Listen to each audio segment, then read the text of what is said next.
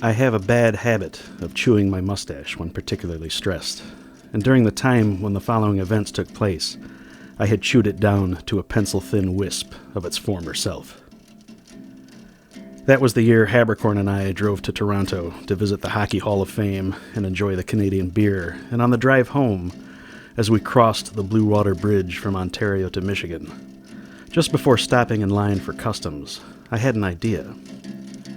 I could stop the maniacs from playing bumper pool in my head by simply getting out of the car and leaping off the bridge and plunging into the St. Clair River 200 feet below. I'm jumping ahead of the story here, but that's how things went. I was constantly jumping. My brain had turned into one of those big bingo or raffle ticket drums, filled with various scenes from my past and present, and various versions of futures. It was constantly spinning, and I'd latch onto one scene and just as quickly latch onto another, over and over again. I couldn't process the life in front of me because my head was on rapid fire. Grade school report card terror would replay right after the memory of my first hangover. And then I'd recall all the yo-yo tricks I know, and all the driveways of all the neighbors I used to shovel out when I was a kid, and all the Pez dispensers I'd ever owned, and a myriad Mike Post television theme songs on repeat, and visions of this bizarre motorhome I used to walk by on my way to first grade. I was worried about losing my job, and losing my family, and my roof caving in, and my basement flooding, and I had no room to figure out where these worries came from.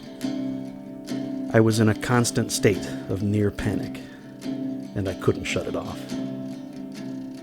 I started going on these long walks to try and clear some mental space, but it didn't work.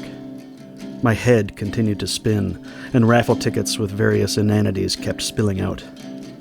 I'd see myself at various stages in my life with the same head spinning and the same inanities, and remember terrifying afternoons on the Little League field, constantly worried I'd be hit by the ball, or fall off my bike after the game, or die in a nuclear war with the Soviet Union.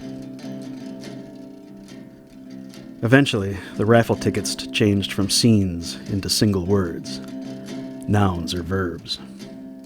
I was so crippled with anxiety that I existed as nothing but the basic elements of whatever I was doing. Groceries, work, driving, lunch, laundry, bridge, jump.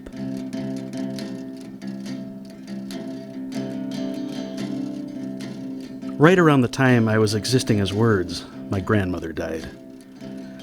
She was very old and very Catholic, and as we packed our bags to head north for the funeral, I heard a particular thud. It was the sound of my rosaries landing on the floor. I keep a satchel of rosaries in my sock drawer, not for any practical use. They were props I'd purchased from rosarymart.com for use in a movie we did a long time ago called Staged, which features a scene of murder suspects praying the rosary around the grave of the murder victim. After we shot the movie, I put the rosaries in my sock drawer because where else are you supposed to keep a bunch of rosaries? Can't throw them away.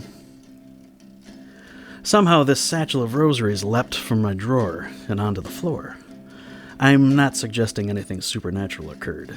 It's quite probable that I merely dislodged them somehow as I was packing my socks. But even though my Catholicism lapsed a long time ago, I still retain enough respect for the mystery to know I should choose a set of beads to carry in my pocket for the duration of Grandma's death rituals.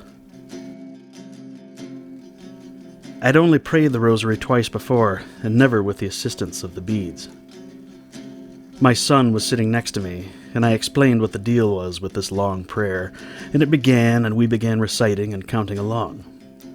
He quickly learned the Hail Mary, my favorite of all the Catholic prayers, and bead by bead, we chanted through every iteration.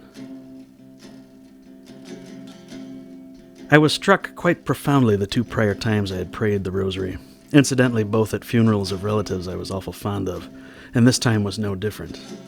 It's quite an experience, one I can only imagine as similar to the trances I've read about in other religions and mysticisms.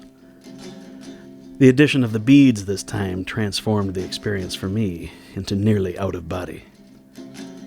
During that rosary, with those polished wooden beads moving between my fingers, with that chanting and tribal incantation and devotion to Mary, Mother of God, by far the kindest of any character within the mythology, my head finally stopped spinning. My head dumped all the shit inside on the curb, and I just existed. At peace. I had room to consider my grandmother, and I had room to consider my family, my wife and my kids. I had room to consider my brothers and sisters, and my father and his brothers and sisters, and my mother and her brother and sister, and her mother, and my ancestors, and my offspring, and lineages backward and forward throughout time on this rock. It was existential purity for the 20 minutes it took until we'd made a complete circle with the wooden beads, and then the small talk and shit to do resumed. But I wasn't nearly as dizzy. The funeral and burial and receptions proceeded without incident, and we returned home, and we put our kids to bed, and I opened up my computer and learned that Ornette Coleman had died. Of course he did. Ornette had been a hero for a long time, because beauty is a rare thing. I poured a drink and put my headphones on, first Of Human Feelings with Prime Time, and then Free Jazz with his double quartet, and then just about every recording I had.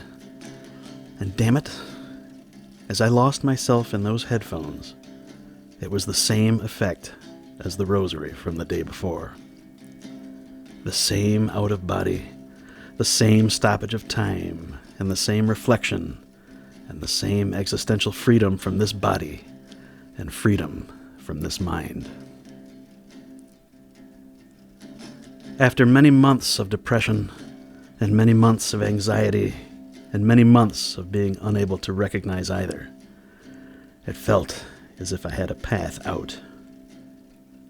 And I don't know that I could replicate it, and I don't know how I eventually recovered, but I do know that it probably serves me well to get to church more often. Whether that's the church of mysticism, or the church of music, or the church of what have you, matters little. Mother Mary, Father Ornette, whatever it takes.